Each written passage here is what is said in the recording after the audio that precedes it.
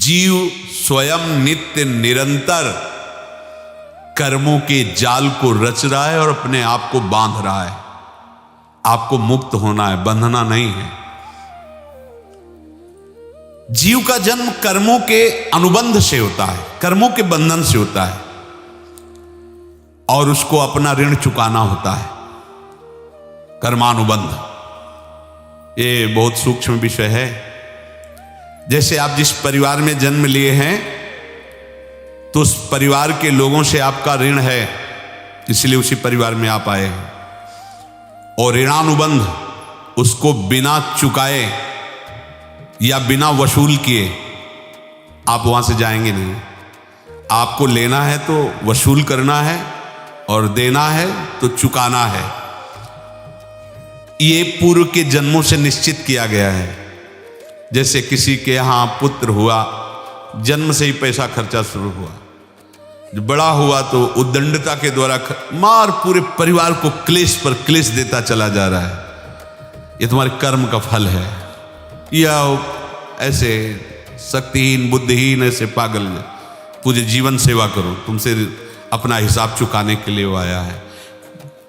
अब परिवार के जो सदस्य जुड़े आके, मतलब पत्नी आते ही पूरी हृदय में आनंद, परिवार में आनंद, और जीवन भर वो आनंद ही सुख देने के लिए उसका जन्म हुआ। वो अपना ऋणानुबंध मुक्त, और आते ही भयंकर क्लेश खड़ा कर दिया, बीच में दीवार और झगड़ा वैसा, फिर अतरे दिन मारपीट शुरू, कलह अशांति, पूरा जीवन नरक हिसाब करने आए। यहां ऋण चुकाए बिना कोई जा नहीं सकता, ऋण चुकाना पड़ेगा। किसी का ऋण वसूल करना है तो किसी को ऋण चुकाना है, दोनों काम करने होते हैं। अनेक जन्मों में अनेक लोगों के साथ हमने जो बर्ताव किए हैं, अच्छे या बुरे, वो होंगे। अब किसी आदमी को हम जानते नहीं, अचानक मिला, अचानक टक्कर लगा और मार पीट गाली गुप्ता सब कर दिया, चुपचाप सह लो। क्यों? ये आपका हिसाब है, पूर्व का हिसाब। हमारा उससे कोई द्वेष नहीं, कोई संकल्प नहीं। अचानक घटना घटी और हमसे द्वेष करने लगा, हमें पीटने लगा, हमें गालियां दे, ये हिसाब है, चुपचाप सह जाओ। अपने घर का भाई ही भारी दुश्मन बन गया और क्लेश दे, हिसाब है। एक प्रभुदत्त ब्रह्मचारी जी की वाणी में पढ़ा था, एक महात्मा जी भ्रमण करते थे तो उस समय असरफियां चलती थी, मोहरे असरफियां, तो उनको भेंट में देते लोग। तो या तो ठाकुर सेवा में लगे तत्काल, या संत सेवा में तत्काल लगे, उसका संग्रह करके डोलना ये ठीक नहीं है बैरागी के लिए, सिद्धांत में ये ठीक नहीं।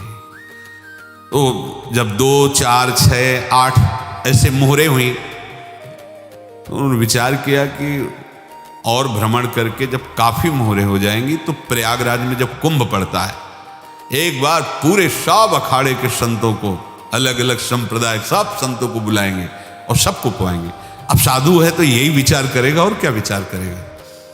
तो उन्होंने ऐसे डंडा बनवाया, बेंत, जो ऊपर से चूड़ीदार और भीतर पोला, और मोहरे उसमें डालते हैं। और भ्रमण, जहां जहां श्रद्धालु भगत थे सबके यहां जाना और इच्छा रखना कि एक मोहर तो दे दे दक्षिणा में। कामना कोई भी हो वो बांधती ही है, ध्यान रखना। इसीलिए प्रभु जो चाहे वो करे, अपनी चाह नहीं रखनी चाहिए, अपनी चाह प्रभु की चाह में मिला देनी चाहिए। धीरे धीरे वो छड़ी भर गई, भ्रमण करने वाले महात्मा चूड़ी लगाई, इंतजार करते रहे। जब प्रयाग का कुंभ पड़ा तो चले। तो रास्ते में एक गांव में पूछा जाता है, जैसे कहीं रुको कि कोई श्रद्धालु ऐसा है जो संत सेवी है। तो कुछ लोगों ने बताया, हाँ एक परिवार है बहुत संत सेवी है और आपको मिलाते हैं उनसे। आइए महाराज, घर में रुका, खूब अच्छा हलवा पूड़ी पवाया, और जो घर के मालिक थे चरण दबाए।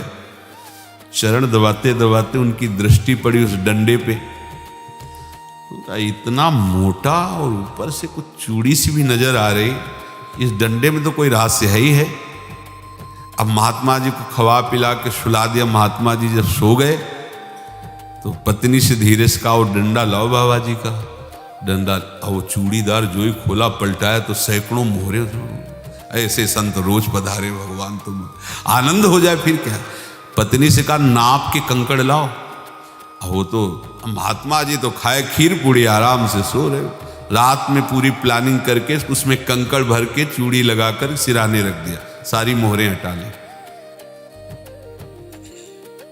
महात्मा जी आराम से छड़ी उठाए तो वजन पक्का। वैसे बड़े लोग चतुर होते हैं, पर ये नहीं जानते कि कर्म कितना भयानक होता है। और उनकी कोई संतान नहीं थी, पर धन में इतना प्रेम उनको था। बहुत सावधान। साधु महात्माओं के पास जो अर्थ है, गृहस्थी अगर आता वहीं से है, पर अगर उसको जोर जबरदस्ती या किसी छल कपट से, तो वो उसका विनाश ही करता है। आज तक का प्रमाण है। अब उनको ये भाव पता नहीं होगा, या पता होगा तो लोभ के कारण वो उसको मान नहीं पाए होंगे। महात्मा जी गए प्रयाग में, किसी अखाड़े पर रुके और वहां प्रार्थना की कि कल जो है संपूर्ण अखाड़ों का निमंत्रण किया जाए और सब संतों को भोग पवाया जाए और उनको दक्षिणा भी दी जाए। महंत ने सोचा कि बहुत बड़ा है तो उत्सव है, क्योंकि प्रयाग में कितने हजारों संत महात्मा सब। उनका महाराज बोरों इसमें चीनी और टीनों घी लगेगा, सब व्यवस्था। बोले आप मंगाइए, एक एक हिसाब हम करेंगे, हमारे पास सब व्यवस्था है। बोले कुछ तो पहले दे दो, वो इकट्ठे देंगे हम। उनको था कि अगर हम छड़ी खोला और दो चार मोहरे दी, किसी को पता लग गया तो गड़बड़ हो सकती। बोले हम भंडारे के समय आखिरी में सब कुछ आपको दे देंगे। ठीक है। वो अपने पास से पैसे लगाकर खूब जितना सामग्री सब लाए, लाखों की, और सब संतों को निमंत्रण कर दिया। संत जन निमंत्रित हो गए, भंडारा बन रहा है। तब वहां के महंत है, उनका देखो भंडारा भी बन रहा है, संतों को निमंत्रण। अब आप अर्थ की व्यवस्था कीजिए, क्योंकि इतनी बड़ी हमारी सामर्थ्य नहीं थी जितना हमने किसी तरह हमने व्यवस्था की। अब मुझे अर्थ चाहिए, तभी आगे की व्यवस्था बढ़ेगी। संतों को दक्षिणा देंगे और जिनसे अर्थ लिया उनको दे। देखो रसोई बन गई है सब। उनका छत में विश्वास नहीं तो ये अभी चूड़ी खोली। उनको तो था ना कि मोहरे हैं, कंकड़। तो जैसे कितना उनको सदमा लगा होगा। हजारों संतों का निमंत्रण, रसोई बन, मतलब संत हो के छल कपट। तो उनका महाराज आपने तो हमारा नाश कर दिया, जो महंत थे। अब बताओ रसोई बन गई, संत निमंत्रित हो गए और आप ये कंकड़ दिखा रहे हैं हमको। आपने तो हमें बर्बाद कर दिया, हमारी इतनी सामर्थ्य नहीं थी, आप पहले बता देते। संत होकर ऐसा छल कपट। अब वो बोले तो क्या बोले, क्योंकि उनको पता था कि मोहरे हैं इसमें। अंदर से उनका चिंतन गया उसी सेठ के पास, अच्छा ऐसा धोखा हमारे साथ किया, भोगोगे तुम। ये जो निकलता है ना भोगोगे, ये अकाट्य होता है। क्योंकि किसी का भी हृदय, मान लो किसी भी जीव जंतु को आप कष्ट दें और उसका हृदय आह भर जाए, तो वो आह वज्र की लेख है, तुम्हें भोगना पड़ेगा। वो देखो भीष्म जी को भोगना पड़ रहा है। सांप को ऐसे धनुष की नोक से उठाया और बंबूल के कांटों के ऊपर फेंक दिया, कई दिन तक छेदा हुआ, वो आह भर करके मरा। तो आपको 6 महीने बाणों की सैया पर आह किसी की ना लेना जिंदगी। कोई ऐसा कोई आह भर करके कह दिया तुम समर्थ हो, हम तो कुछ कर नहीं सकते, और अंदर से दुखी, फिर तुम्हारी सामर्थ्य काम नहीं करेगी, मिट्टी में मिला देगी। फिर ये तो संत थे और भगवत आराधना के लिए, संत आराधना के लिए ही ऐसा किए हुए थे। अब इनका कैसे मुंह दिखाएं, अब क्या करें। सुबह संत जन आएंगे, सबके बीच में हमारी कि देखो इन्होंने, अब क्या करें। गए और संगम में जाके छलांग लगाई, अपने प्राण त्याग दिए। अब उनके तो पास मोहरे थी और व्यापार बढ़ा, और 9-10 महीने बाद ही लड़का हुआ। अब तो उनको कि संत फलीभूत हो गया। देखो व्यापार चल रहा, लड़का नहीं होता था, लड़का भी हो गया, बड़ा आनंद छा रहा है। जब से वो प्रकट हुए और धन की वृद्धि शुरू हो गई, पढ़ाई लिखाई में उनके खर्चा हुआ सब, बस बीमारी शुरू हो गई उनके शरीर में, अब उसमें पैसा जाना शुरू हुआ। इतने आसक्त तो वो दोनों हो गए कि कुछ भी हो, व्यापार ठप, संपत्ति बेचना शुरू। तो उन्होंने कहा कि बेटा मैं क्या कर सकता हूं तुम्हारे लिए? बोले हमारी अंतिम इच्छा है प्रयाग चलो, और जितने प्रयाग में संत महात्मा सबको एक बार भंडारा करवाओ, हमारी इच्छा अंतिम है, क्योंकि अंतिम यही इच्छा थी।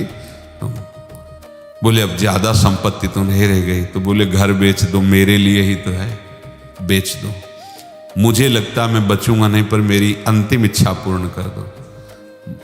घर बेच दिया, जेवर बेच दी, वहां गए, जब संत सेवा की तो बोले मुझे संगम तक ले चलो।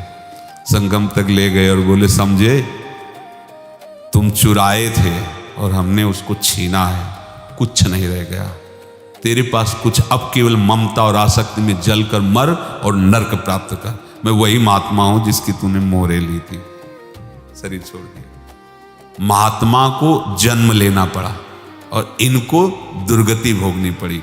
ऋणानुबंध होश में, ऐसा नहीं कि आप जो कर रहे हैं कोई देख नहीं रहा, कोई हिसाब किताब नहीं, जो कर रहे हैं अवश्य में भोक्तव्यम, बहुत सावधान। अनेक जन्मों में अनेक लोगों से जो कुछ लिया दिया है, इस लेने देने को मिटा देने के बाद ही तुम मुक्त हो गए। इसीलिए एक उपाय है, लेना न देना मगन रहना। क्या? मालिक को समर्पित हो जाओ, मालिक को अपना माना हुआ समर्पित कर दो, खत्म। अहम त्वाम स्वरूपापेभ्यो मोक्षयिष्यामि, सब खत्म, आगे पीछे लेना देना सब खत्म।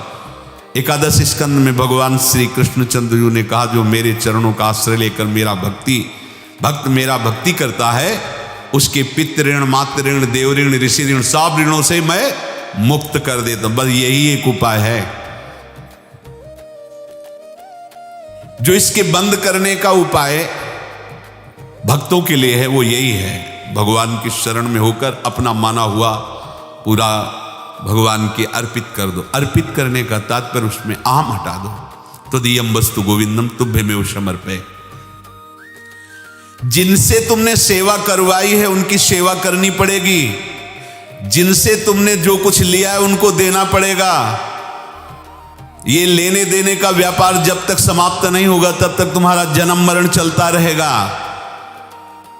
अब आपको यहां समझना है, यदि आपसे किसी ने पैसे लिए बेईमानी करके नहीं दे रहा है तो आप उसको गाली मत दीजिए, आपने बेईमानी की थी इसलिए आपकी बेईमानी हुई है, ले गया, कोई बात नहीं है, बंधन से मुक्त हुए, जो बोझा था चला गया।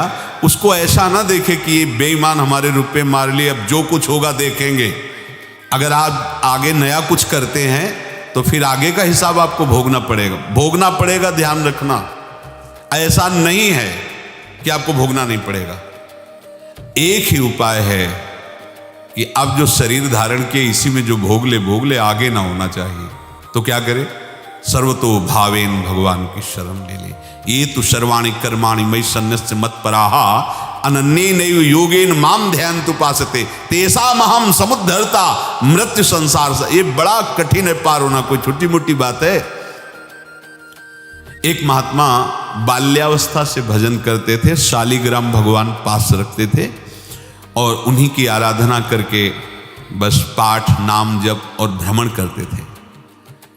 यौवन अवस्था थी, गंगा जी के किनारे अपने ठाकुर को विराजमान करके स्नान करने के लिए कपड़ा ही उतार रहे थे कि 90 लोग आ गए, भाला तलवार सब ले, मारो मारो इसको मारो, घेर लिया। तो उन्होंने हाथ जोड़कर कहा हमने क्या अपराध किया, कोई सुन ही नहीं रहा। तो उन्होंने कहा मार तो डालोगे ही आप 90 लोग, हम कोई अस्त्र शस्त्र तो लिए नहीं, एक बार हमें गंगा में डुबकी लगा देने दो और अपने ठाकुर को स्नान करा देने दो, फिर इसके बाद आप मार देना। भगवत इच्छा से वो लोग रुक गए, स्नान किया और अंदर से प्रार्थना की, प्रभु ये क्या लीला है आपकी, आपके सिवा मेरा कोई है नहीं और ये मुझे मारना चाहते हैं। तो भगवान ने जानते हो क्या कहा उनके अंतर में, तुम मेरे में ध्यानस्थ हो करके शरीर को छोड़ो, ये लोग मारेंगे। ये मेरे भजन का फल है कि तुम्हें 90 जन्म नहीं लेना पड़ेगा।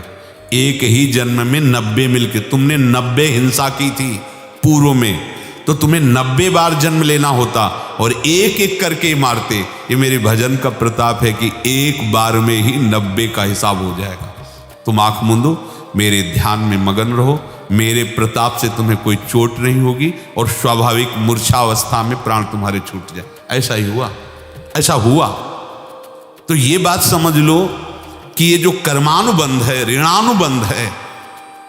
अब देखो, अगर शाप महात्माओं ने दिया कि तुम्हारे वंश का इससे विनाश होगा, तो भगवान भी परम धाम जा रहे तो उसी कील से, बाण की नोक में जो मछली लील गई थी, छोटा कण, उसी से की नोक बनाई और उसी नोक प्रहार किया।